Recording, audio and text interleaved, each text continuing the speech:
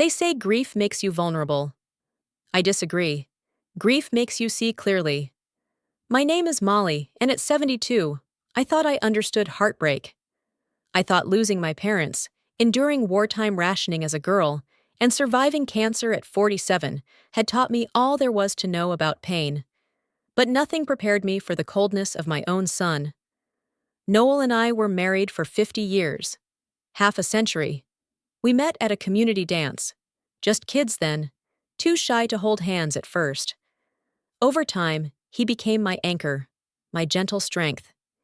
He always wore cardigans, even in the summer, and believed there was no problem a cup of tea and an honest conversation couldn't fix. He died quietly, in his sleep. A mercy, they said. I didn't feel merciful. The funeral was held on a gray Thursday, the kind of gray that makes everything feel faded, like even the sky was mourning.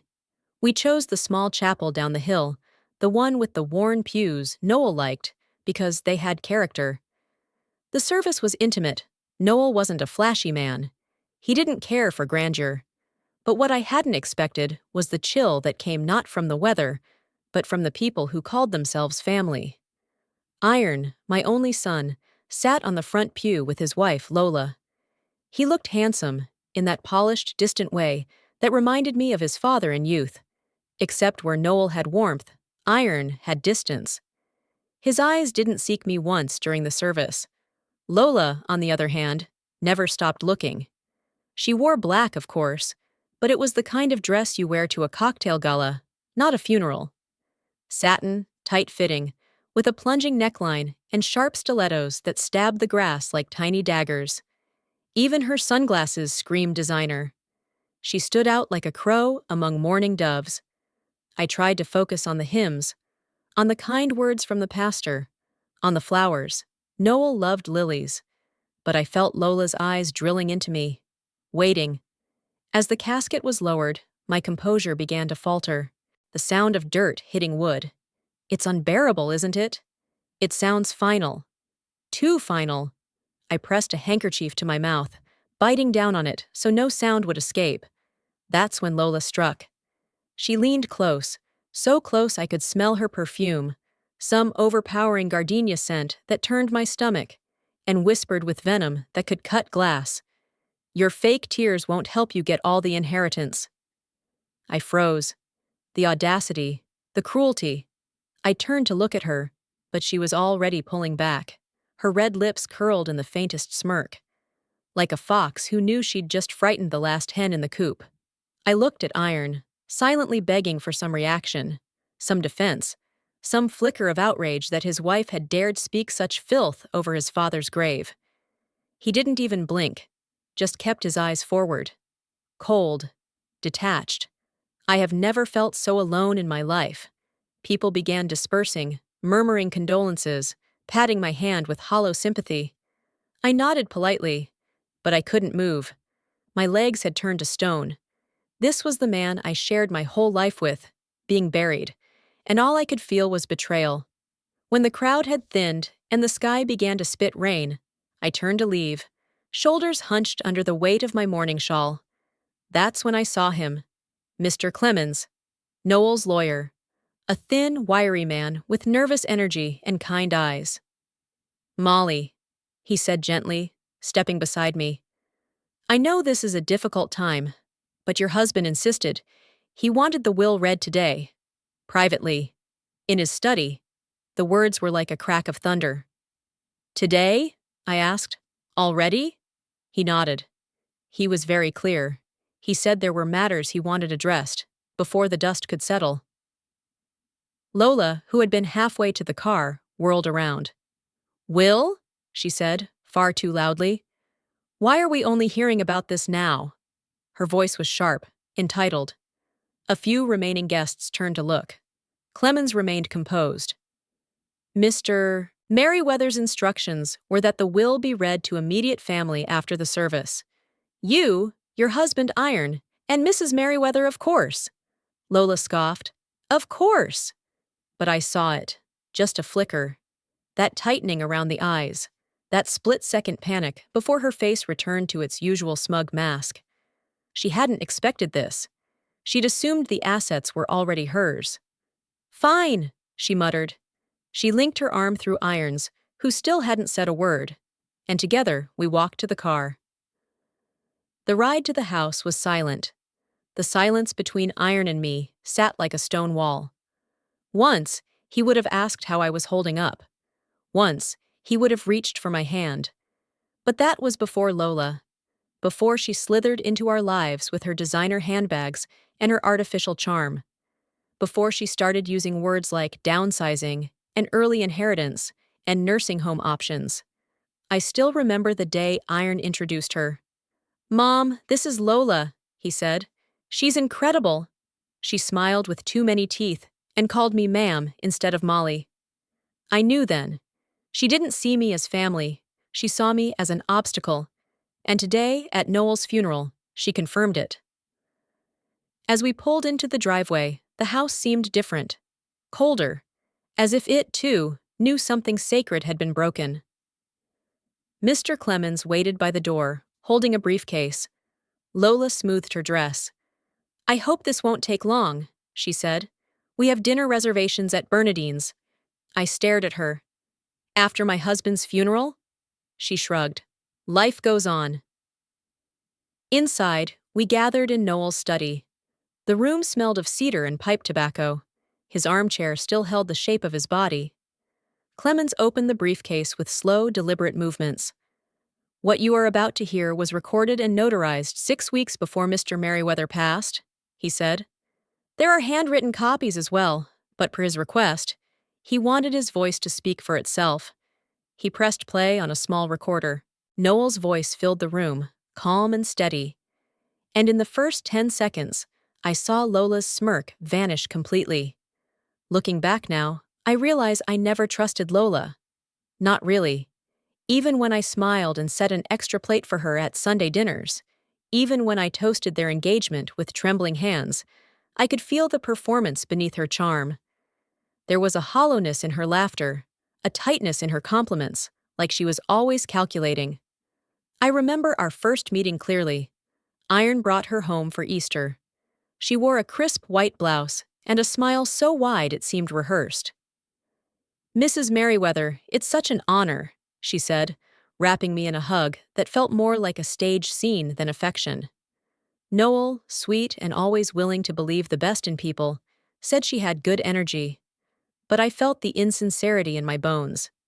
She complimented everything that day, my dress, the floral arrangements, even the roast I overcooked. But each praise came with a little sting, a backhanded jab. "It's amazing how much effort you put into all this, especially at your age," she said with that same bright smile. I dismissed it at the time, told myself I was being overly critical, protective of my only son. But over the years, I watched as she quietly, deliberately, pulled Iron away from me. It started subtly. They missed Sunday dinners because Lola felt too drained after the week. Phone calls became less frequent. Iron stopped stopping by on his way home from work. I'd call and be told he was resting, or worse, busy with Lola's family. One Thanksgiving, she announced that they'd be spending the holiday out of town with friends. "It's nothing personal, Molly," she said breezily. "It's just time for new traditions." Noel and I spent that year eating turkey in silence. I began hearing things from neighbors. A friend of mine at church mentioned that Lola told her I was having memory problems, that I often forgot appointments, mislaid things, lies. Quiet, damning lies that painted me as unreliable, unstable, and slowly poisoned Iron against me. When I confronted him, gently, about the growing distance, he looked at me with pity. "Mom, I know things are getting harder. Lola just wants to help. Maybe it's time to let go a little." Let go? Let go of what? My son? By their 5th anniversary, Lola was dictating everything: what Iron wore, what parties they attended, who they visited. She even began talking over him in conversations, correcting him, dismissing his opinions. And he let her. It wasn't just me they pushed away. Friends he had since college stopped coming around. Family gatherings grew quieter. It was as if Iron was being absorbed into Lola's world, his own life erased. She once told me, during a particularly tense dinner, Iron needs to focus on the future, not cling to the past. But to her, the past meant me. She controlled his schedule, his finances, even the things he ate. Iron's gluten-sensitive now, she told me once, despite the fact that he'd devoured my homemade biscuits every Sunday for years. I watched Lola recast the narrative of our family in subtle strokes. Suddenly, I was the overbearing mother-in-law, the one who clung too tightly, who meddled. I heard through cousins and friends that Lola claimed I criticized her every move, that I made her feel unwelcome. Lies, carefully sown and methodically repeated. Noel, ever the peacemaker, urged me not to make waves. "She'll come around," he said. "She just needs time." But time only gave her more space to build a wall between us. And Iron, my once attentive, warm-hearted son, became a stranger who nodded politely and looked over my head. The worst part was watching Iron change. He became quieter, more cautious, like a man walking on glass in his own home. He didn't argue, he didn't push back, he just conformed. And whenever I did see him, usually at some gathering arranged by Lola, where I was one of many guests rather than his mother, he would smile with a hollow warmth that broke my heart. I remember his 38th birthday. I had baked his favorite chocolate layer cake from scratch. Lola took one look and said, "Iron is cutting back on sugar." She brought out a bland fruit platter and thanked me for my sweet gesture. Iron didn't say a word. He just stood there, letting the moment slip away. When Noel fell ill, she came less and less. She claimed she was giving us space. Iron visited alone, but always with hurried glances at his watch. When I asked him if Lola would be coming by, he sighed and said, "She just doesn't know how to deal with illness." I could see the exhaustion in his eyes, the internal battle, but I also saw resignation. My son was a prisoner of his own home, too conditioned to challenge the walls Lola had built around him.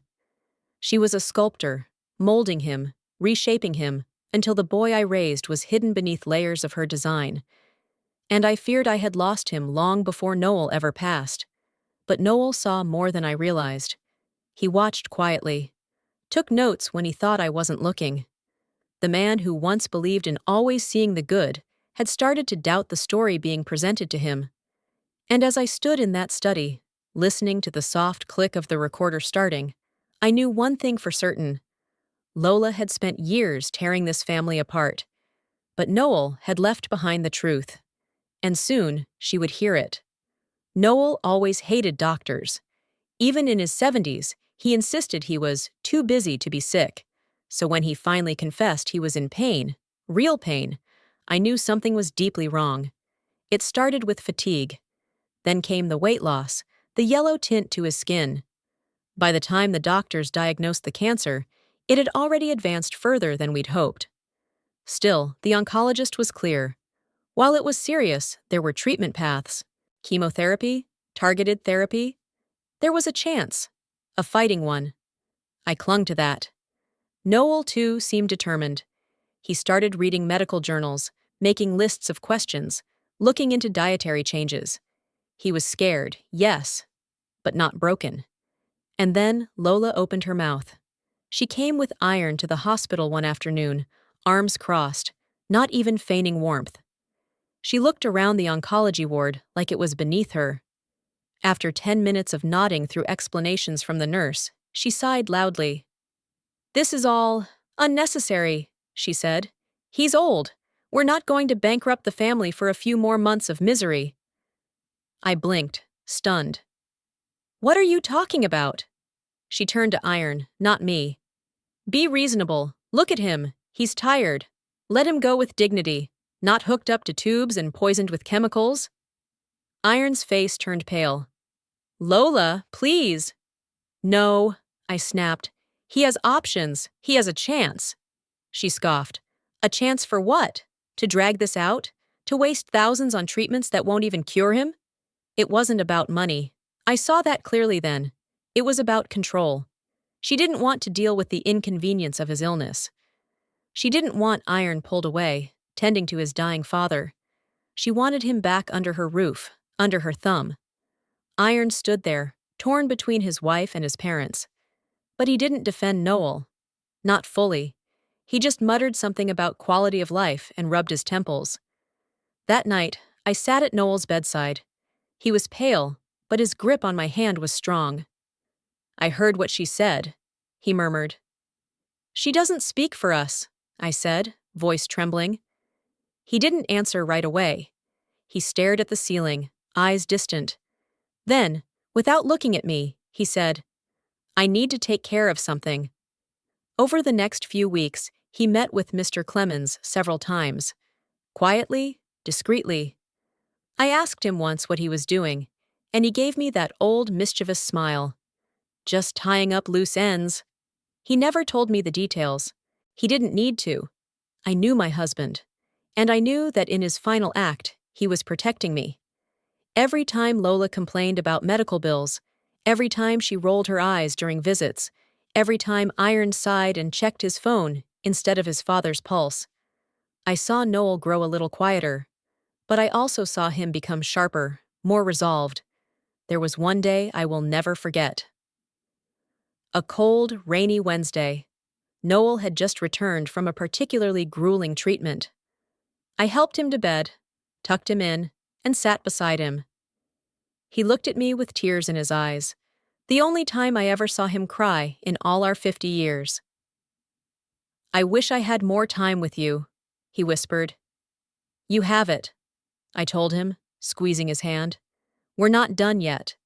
But I knew he was preparing for what would come after, preparing for the storm he knew would erupt when Lola didn't get what she wanted.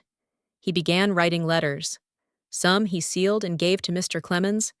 Others he tucked away in drawers and boxes. He recorded messages, dictated pages of thoughts and intentions. He made me promise not to open anything early. "Let her hear it after," he said. "Let her learn when it counts." I respected his wishes, but it tore at me. I wanted to know what he was doing. I wanted to shield him, shield us. But he needed to do this in his way. He wasn't going to let her win, and I wasn't going to let him die believing he'd failed to shield me from her greed. So I held his hand through every chemo session. I made his soups. I read to him from the garden bench, even when his eyes stayed closed. I laughed when he felt strong enough to joke, and I wept in silence when the nausea stole his appetite. Iron came by less and less. Lola always had an excuse. A business meeting, a cold, a scheduling conflict. When she did come, she acted like a guest in a hotel, polite, disinterested, impatient. And Noel saw it, all of it. He wasn't blind. He watched the woman who had married his son treat his illness like an inconvenience. He watched his own child shrink away from him. But he never complained. He just planned. And he, in turn, met with his lawyer, wrote letters, and recorded something that would change everything. When he passed, I thought I'd never stop crying. The world felt smaller without his voice, his laugh, his quiet strength beside me. But now, standing in his study, hearing his voice again through that little recorder, I realize. He left behind more than memories. He left behind justice. The air in Noel's study was thick with anticipation. Mr. Clemens stood behind the large oak desk, a small recorder placed gently in front of him. I sat in the chair Noel always favored, his scent still faint on the cushions. Iron and Lola sat stiffly on the couch, her arms crossed, lips pursed like she already suspected she wouldn't like what was coming. Mr. Clemens pressed play. Noel's voice, steady but soft with age, filled the room. "If you're hearing this," he began, "then I've left this world. And I hope, with all my heart, that I did so with dignity and peace. I've never been good at goodbyes, so I'll try not to ramble. This message is for my family." I clenched my hands in my lap. "Molly," he said, and my heart cracked wide open. "You were the best part of my life. You stood by me in all things. You were my conscience, my strength, my laughter, my peace. I wish I could have given you more time, more ease, fewer tears.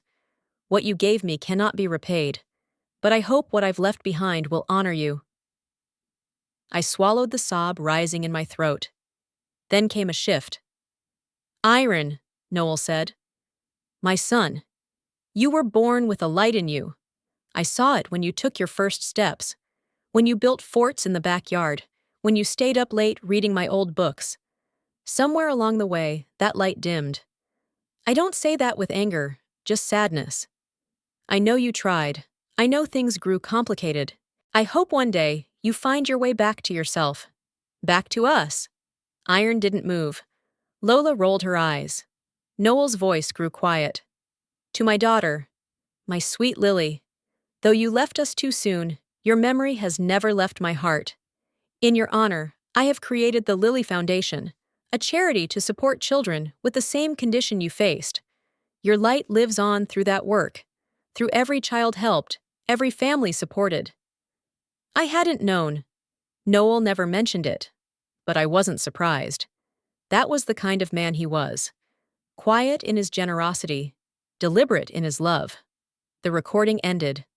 Silence. The weight of Noel's words hung in the air like fog. Then Mr. Clemens opened a folder and began to read the will.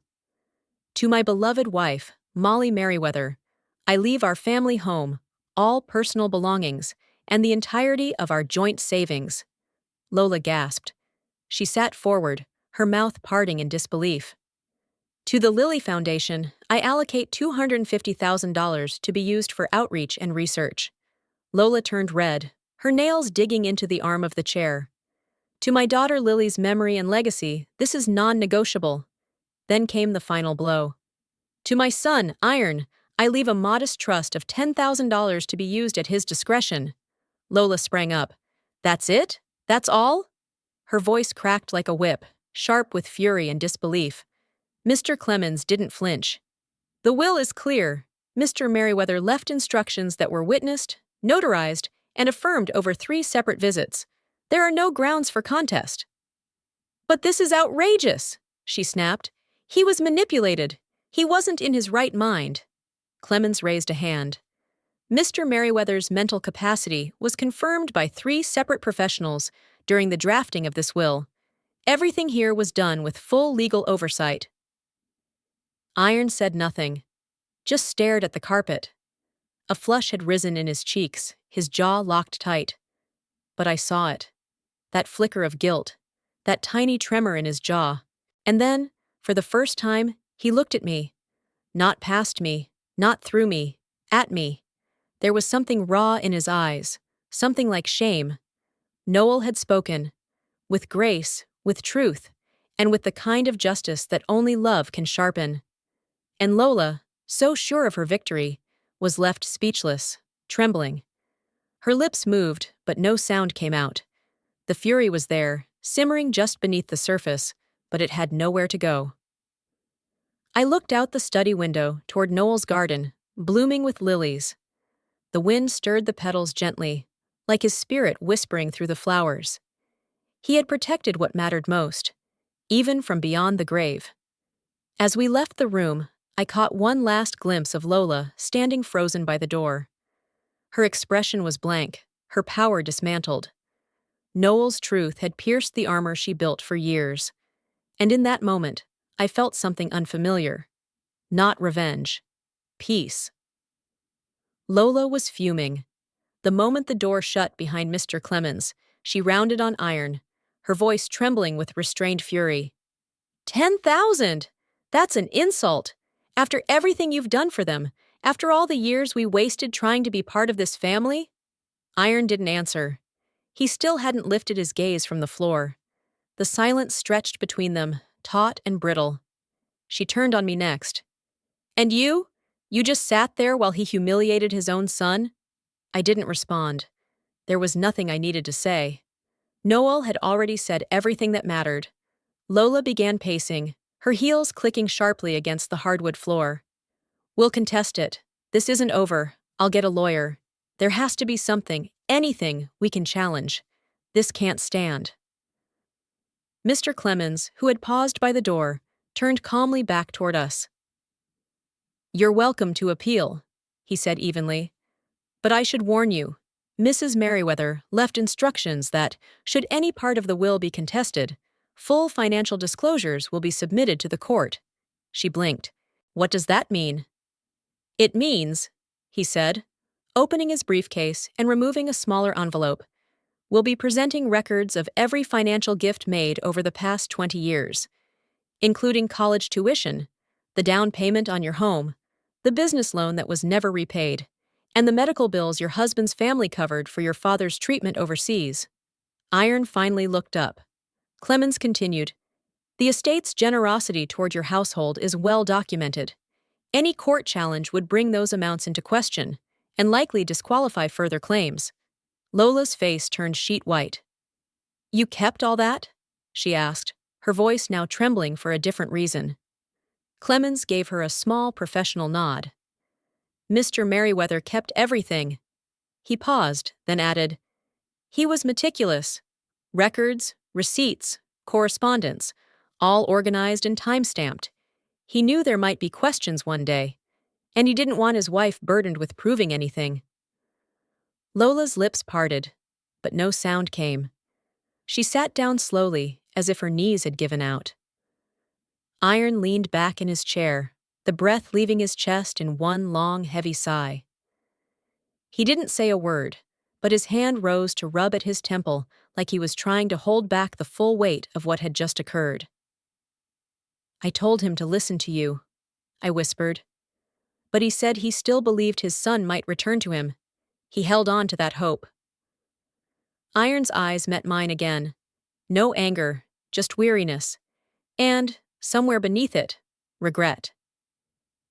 "I didn't know he kept all that," he murmured. "I didn't think it mattered." "It mattered to him," I said softly, "because you mattered to him." A long silence followed, the kind that fills every corner of a room. Iron leaned forward, burying his face in his hands. I didn't comfort him. I couldn't. Too many years had passed. Too many words had gone unsaid. But maybe, just maybe, this was the beginning of something honest.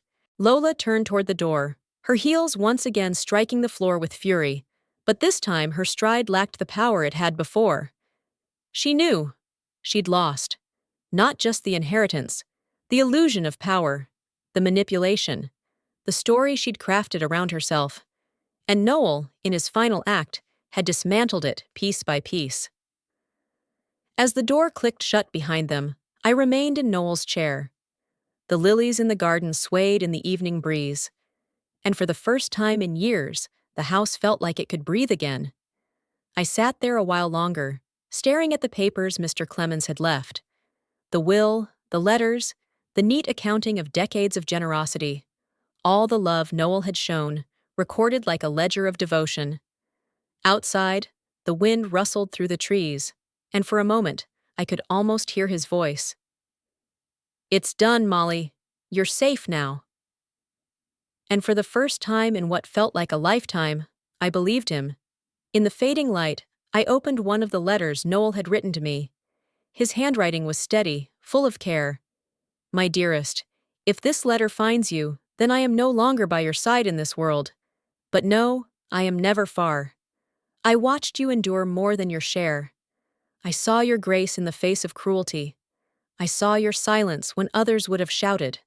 And I saw your unwavering love, not just for me, but for the family we built together. Do not carry bitterness, Molly. Let the hurt fall away. Our legacy isn't measured in what they took from us, but in what we gave freely, again and again. You are my heart. Always Noel." Tears fell freely down my cheeks, but for the first time, they weren't only tears of grief. They were of release, of healing, of love remembered and love honored. 2 days after the reading of the will, I received a call from Mr. Clemens. He asked me to come by the office. There was something else Noel had left for me. When I arrived, he handed me a small aged key and a folded note sealed in an envelope. "He asked that you receive these in private," he said solemnly. I waited until I got home to open the note. Noel's handwriting greeted me once more. "My Molly, There's a small safe in the cellar behind the old wine rack. This key opens it. Inside, you'll find some things I couldn't say out loud. Documents, memories, and truths I felt were better revealed in time. When you're ready, go there. No rush. Love always, Noel. The key felt heavy in my hand, not from its weight, but from its promise. I wasn't ready yet, not entirely, but soon. That night, everything changed. Lola had gone online.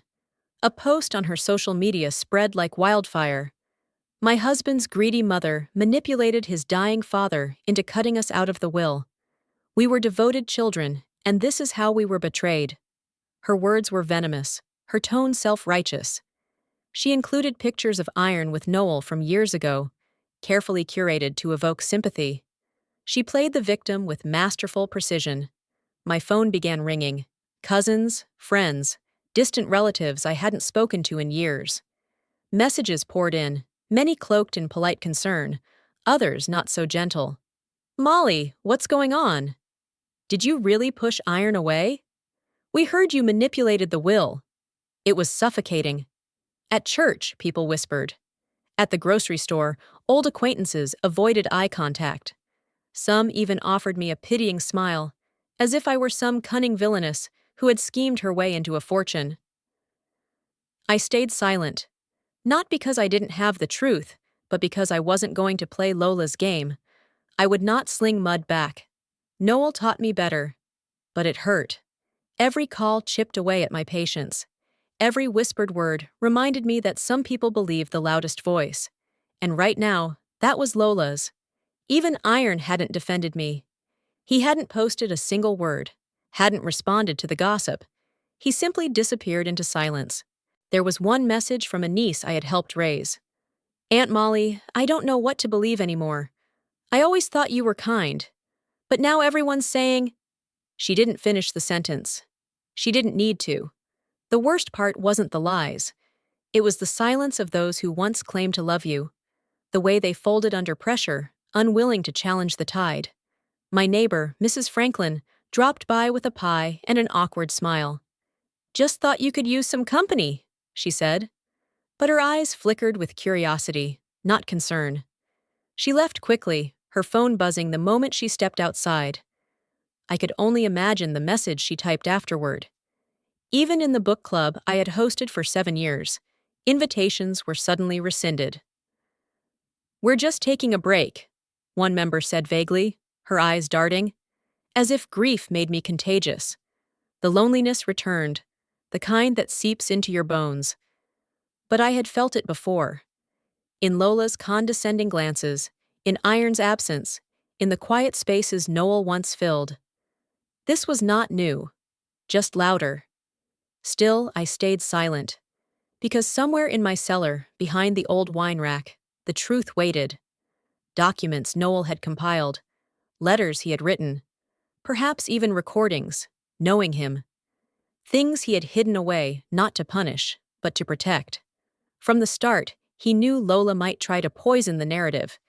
He anticipated the smear campaign. He knew the price of exposing entitlement. I lit a candle that night and sat in the quiet of our bedroom. The key rested on the nightstand, catching the light, whispering promises. I thought of the life we had shared. The nights Noel read to me by the fire, the quiet cups of tea, the arguments, the laughter, the sacrifices, the unwavering faith he had in us, even as our sun drifted away. The storm had begun, and I was ready to weather it, because I was not alone. Noel was still with me, and soon his voice would rise again, louder than Lola's slander, clearer than the whispers, and then they would all know. It was late afternoon when I heard the knock at the front door. A slow, hesitant knock. Not Lola's brash pound or a neighbor's polite tap. Something softer, uncertain. When I opened it, I nearly lost my breath. Iron stood there, alone. No luggage, no smile. Just him. His shoulders slumped, eyes bloodshot, tie loosened like he had walked miles through his own regret. "Hi, Mom," he said, voice hoarse. For a moment, we simply stared at each other. Time folded in on itself.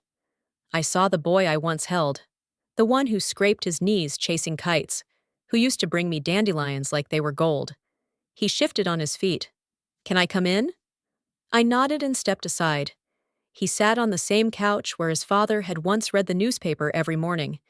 His hands fidgeted with the hem of his sleeves. "I needed to get away," he started. "Lola's. She's making me choose. Between her and you." I said nothing. Let him speak. "She says it's betrayal if I even speak to you, that you poisoned Dad against us, that everything in the will is your manipulation." He looked at me then, really looked. His eyes searched my face like he hadn't seen it in years. But when she said it, I didn't feel right. Something in me, it cracked. I sat across from him, my hands folded tightly in my lap.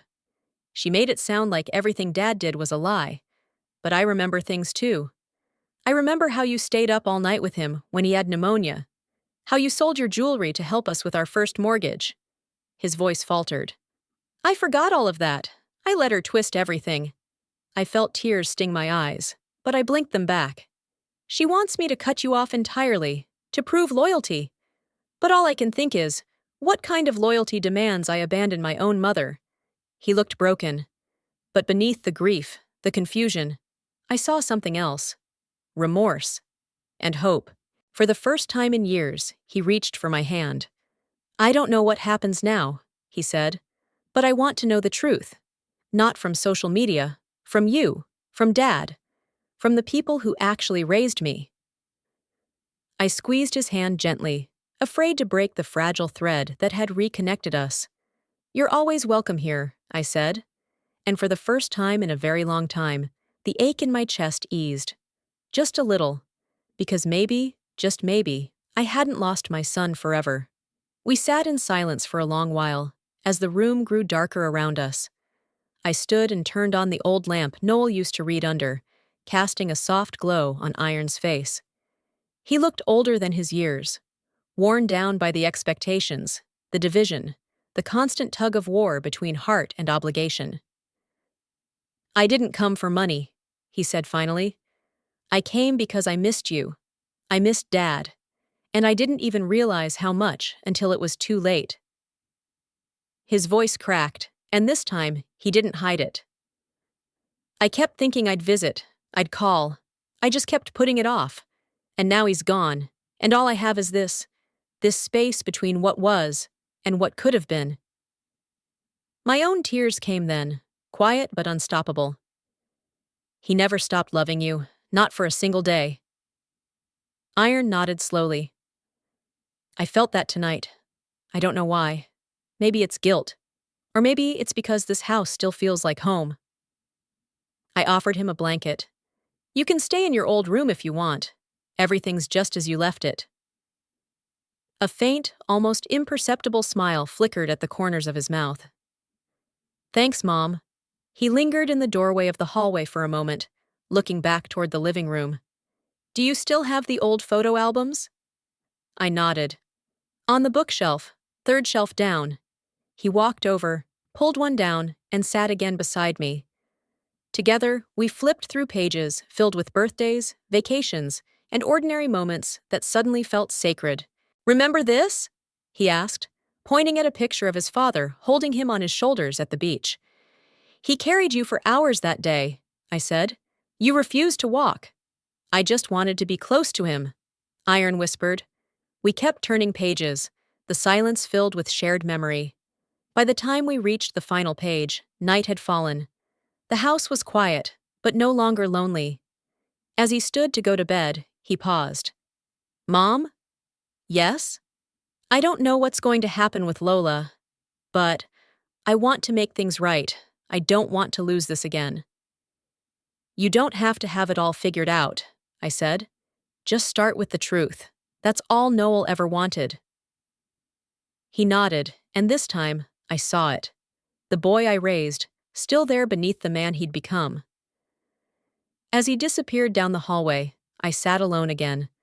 But this time, I wasn't afraid of the silence.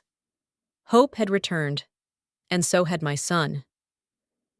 It was just past noon when I heard another knock at the door. This one was different. Sharp. Measured. Cold. I opened it to find Lola standing on my porch, arms crossed, sunglasses perched high on her nose despite the overcast sky. Her lips were pursed in a way that instantly brought back years of scorned glances and passive-aggressive silences. "May I come in?" she asked, her tone more demand than request. I hesitated, but stepped aside. She brushed past me like she owned the house. Her heels echoed off the wooden floor as she made her way into the living room, looking around with thinly veiled contempt. "I won't waste your time," she said, turning sharply to face me. "I'm here to offer you a deal." I said nothing, just watched her. She continued, "You and I both know Iron is confused. He's here, sure, but he's vulnerable, torn between loyalty and history. But this situation, it doesn't have to be permanent." She pulled out a crisp document from her purse and laid it on the coffee table. "We contest the will together," she said. "We argue undue influence, mental fatigue, anything. We get it into court. And when it's all over, we split the estate, 50-50. Quietly. No need for more drama. We release a joint statement about reconciliation. Everyone thinks we're just grieving and misunderstood. We rebuild the public image. Iron gets to be the good son again. You look generous. I get what's owed." I let her speak. Her mask didn't slip once. She believed every word was calculated brilliance. "And if I refuse?" I asked. Her lips curled. "Then this gets ugly. Really ugly. The posts go viral. My father has a few friends in the media. We bring attention to the supposed favoritism, the manipulation of a sick, dying man. We make you the villain. We paint Iron as the lost son, manipulated by a mother desperate to cut him off." Her voice dropped. "He's not strong enough to resist that kind of pressure forever. He'll choose me. He always does." I felt a familiar ache rise in my chest, but I pushed it down. I stared into the face of the woman who had hollowed out my family over the years, with whispers, suspicion, and quiet sabotage. "No," I said. "I will not rewrite my husband's truth to soothe your vanity." Her jaw clenched. "Don't be naive. You think a few days of mother-son bonding makes up for years of distance? You think you've won him back with nostalgia?" "I think I've reminded him of who he really is," I said, "and what he was raised to value." She scoffed. "You think sentiment will last? Love fades, but leverage endures." She leaned in closer. "You're old, Molly, alone. Don't you want peace?" I stood, my hands calm, voice steady. "Peace doesn't come from selling out my husband's last wishes. It comes from honoring them." Lola straightened and scoffed. "You'll regret this." "No, you will," I said, "because one day Iron will see through every lie you fed him, and when he does, you'll be the one standing alone." Her eyes flashed. For a second, the cool mask cracked, and I saw panic beneath it. Just a sliver. She turned and stormed toward the door, but before leaving, she paused, hand on the knob. "He'll come back to me. You'll see. He always does." I didn't flinch. "He's not the same boy who walked out of here, and you don't know the man he's becoming." With that, she left. I locked the door behind her and stood there, breathing in the silence she left behind. It wasn't triumph I felt. It was relief. The air seemed cleaner, the house a little lighter. But as I turned away from the door, I couldn't help but glance at the framed photo on the mantel. Noel, holding Iron as a baby, his eyes full of pride. That man had known what was coming. He had prepared for it in ways I was only just beginning to understand. I sat down and looked again at the document Lola had so confidently placed on the table. Her version of justice, of fairness, it reeked of desperation. I tore it in half, then again, and tossed the pieces into the fireplace. The flames took them eagerly. Later, I walked to the kitchen and brewed myself a cup of tea. My hands trembled just a little. I sat by the window, watching the breeze toy with the trees in the yard Noel had planted himself. The quiet felt different now, less empty, more defiant. My phone vibrated on the table with a message from Iron. Just 4 words. Can we talk tonight? I didn't respond immediately.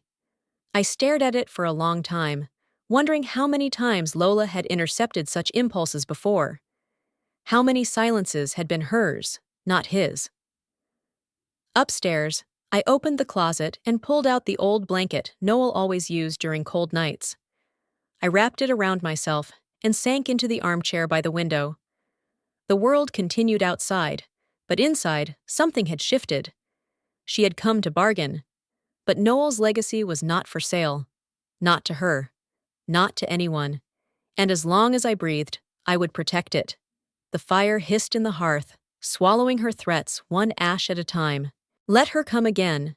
This time, I would be waiting. That evening, when the shadows lengthened and the sky turned to deep amber, I went to the cellar. The key Noel had left me felt heavier than ever, warm from where I had held it tight in my palm. Each step down the old creaky staircase echoed with memories, birthdays, snowstorms, and quiet winter nights when we stored preserves or searched for an old board game. Behind the wine rack, just as the note had said, I found a small iron safe hidden behind a loose panel. I brushed away the dust. My fingers trembled slightly as I inserted the key and turned it. It clicked open with an unexpected smoothness. Inside were 2 leather-bound folders, a stack of handwritten letters, a flash drive, and an envelope addressed to Iron. I sat down on the old workbench and began to read. The documents were meticulous. Financial records spanning over a decade, notes from private investigators, copies of emails, even photographs. Each one painted a clearer and clearer picture of a betrayal so quiet, so calculated, it took my breath away. Lola had been siphoning money for years. There were accounts Noel had opened for Iron's future, funds that had slowly dwindled under Lola's management, investments cashed out without consent, family heirlooms appraised and sold behind our backs. A trust fund their daughter would have received had been quietly absorbed into Lola's private business ventures. But it wasn't just about money. There were printouts of messages Lola had sent, screenshots from private social media groups where she mocked Noel's illness, ridiculed my devotion, and boasted about her control over Iron. She had encouraged him to avoid visiting us, to question our motives, to sever ties piece by piece until only she remained. One document stood out. It was a draft divorce agreement, unsigned, dated just 3 months before Noel's condition worsened. He had been preparing to leave her, seeking a legal split between his estate and theirs, to protect what little remained of his legacy. A quiet sob escaped me as I realized the depth of his isolation. He had been dying and still carrying the burden of this secret war. I opened the envelope addressed to Iron.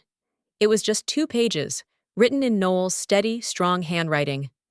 A letter from a father who knew he might never get to say these things aloud. I tried, son. I tried to believe in her, to believe in your choices. But I saw the damage too late. I saw you drifting, and I feared what she might do when I was gone. I hope you read this with an open heart. You were raised with love. I pray that love finds its way back to you.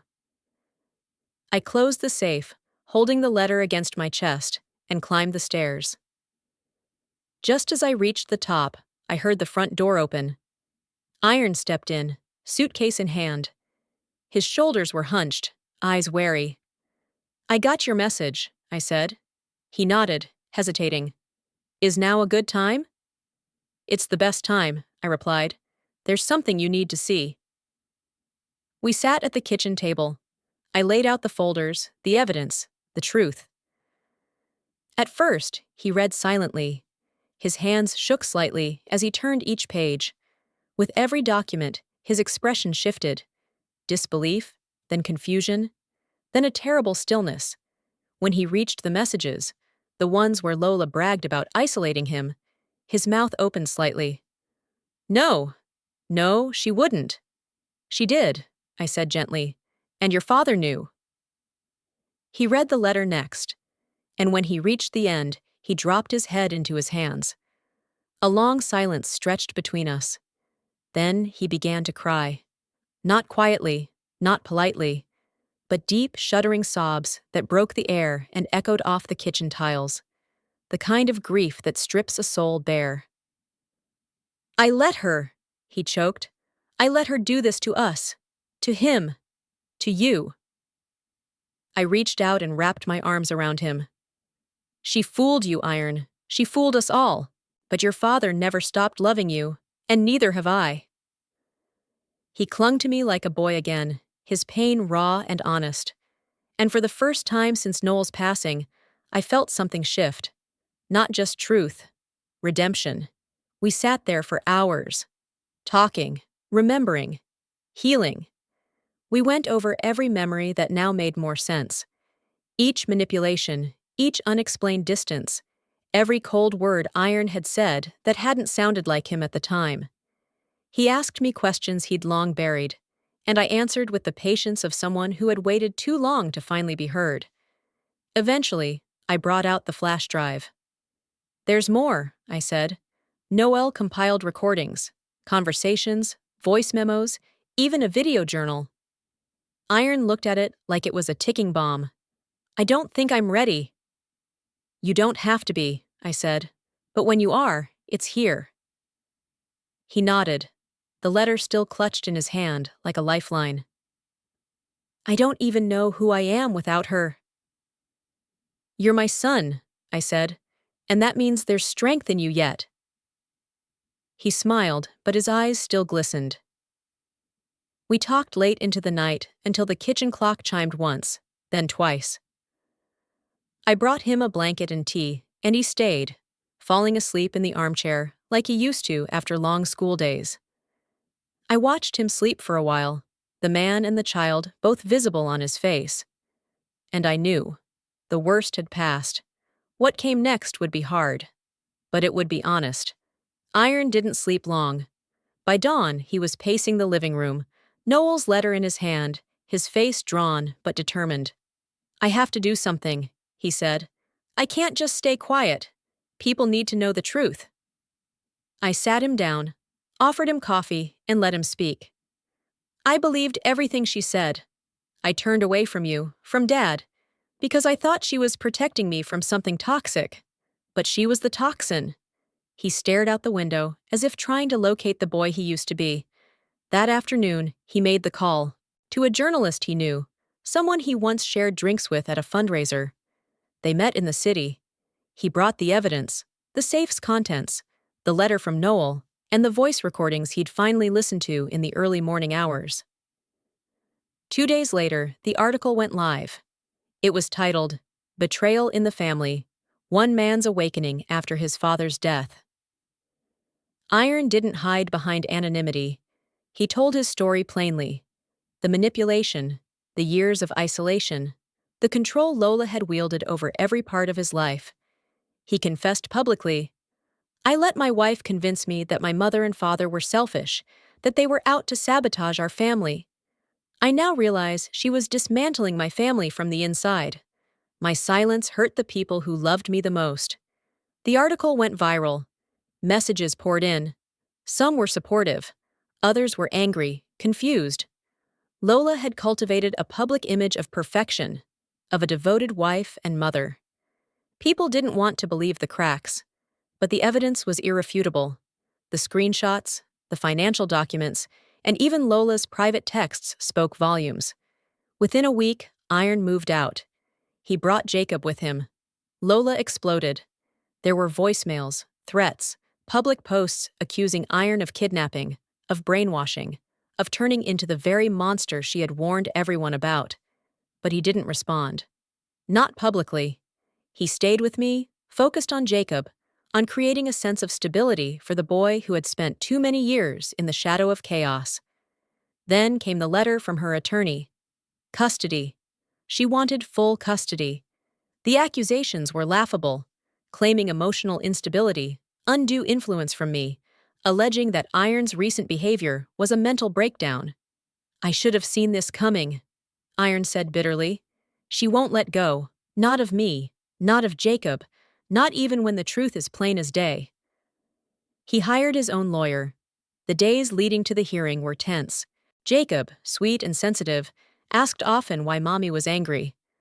Iron never spoke poorly of Lola to him.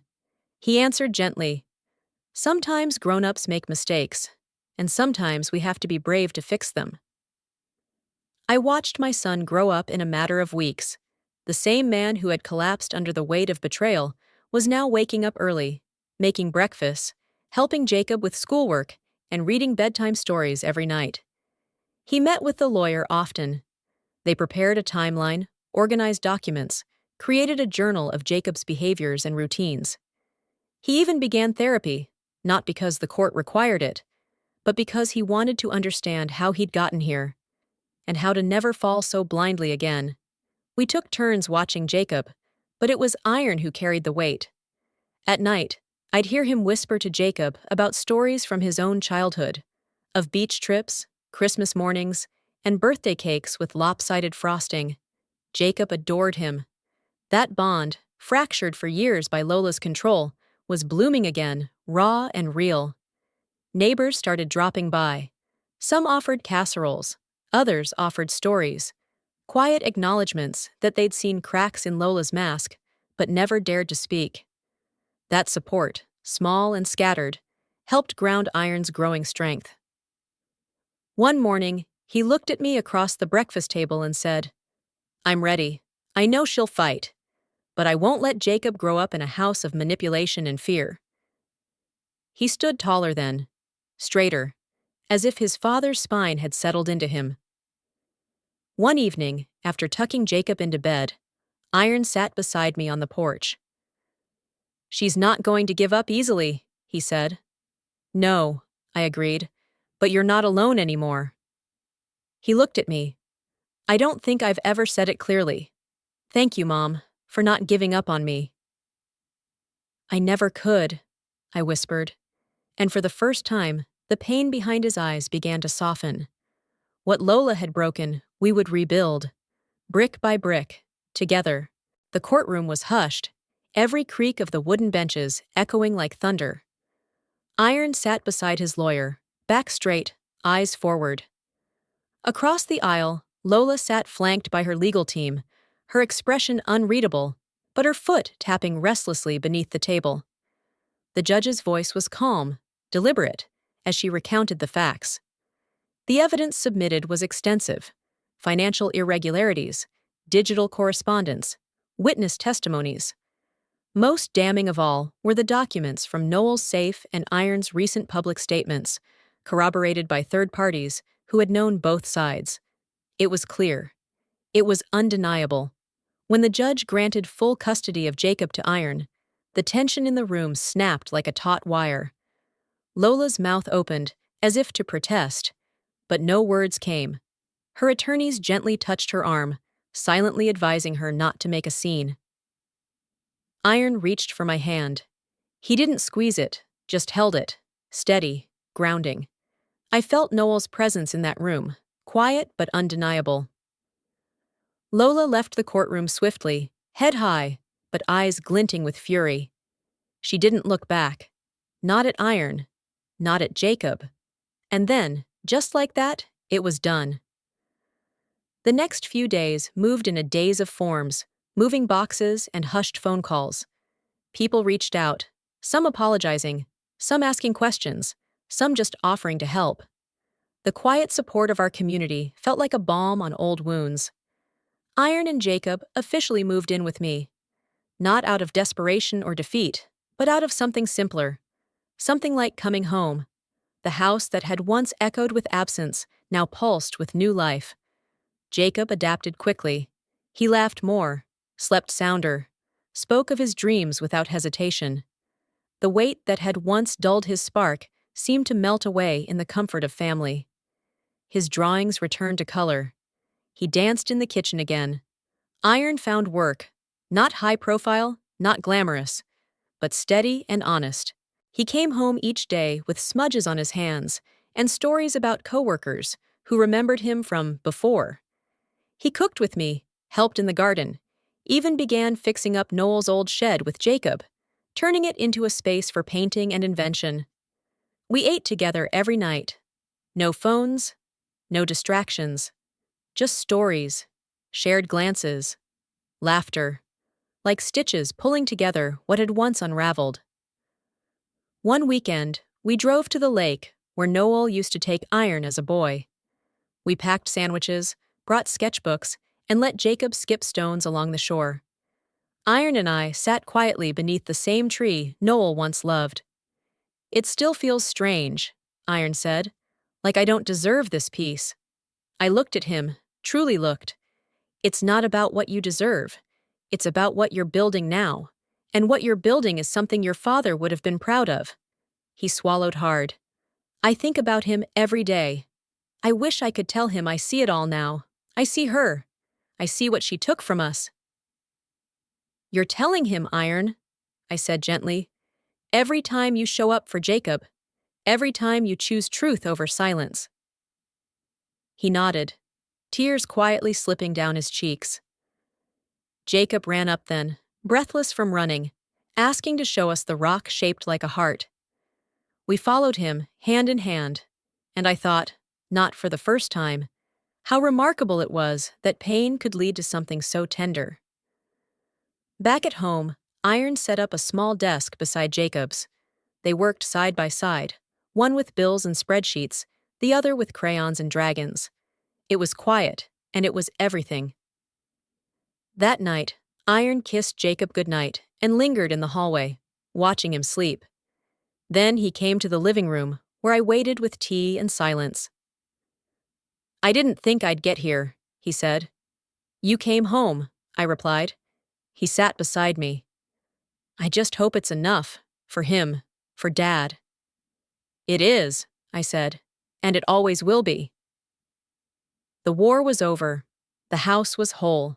And in the soft rhythm of our days, something precious had returned. Peace, yes, but also purpose.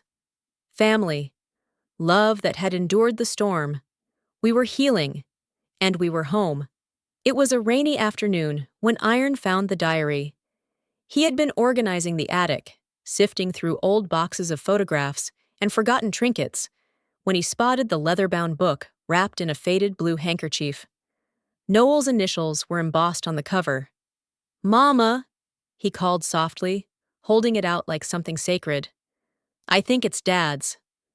We sat together on the living room couch, the fire crackling gently beside us. Outside, the rain tapped the windows like a gentle lullaby. Iron opened the diary, and we read it together, slowly, page by page. Noel had begun writing shortly after Iron's estrangement. The entries were filled with heartache, confusion, and moments of profound vulnerability. But more than anything, they were filled with love. "I still set a place for him at dinner. Molly tells me to stop, but I can't. It helps me believe he might walk through the door one night. Jacob's drawing hangs on my study wall. He doesn't even know me, but I love him. I hope one day he will understand that I fought for his future." Molly cries when she thinks I'm asleep. She misses him, so do I. We built this family with our hands. It hurts to watch it crumble. But I won't stop hoping. I believe my son is still in there, buried beneath the noise and manipulation. One day, he'll see her for what she is. And maybe, just maybe, he'll come home. Iron's shoulders trembled as he read. At one point, he had to stop and press the diary to his chest, eyes closed, breath shallow. "I didn't know," he whispered. "I didn't know he still believed in me."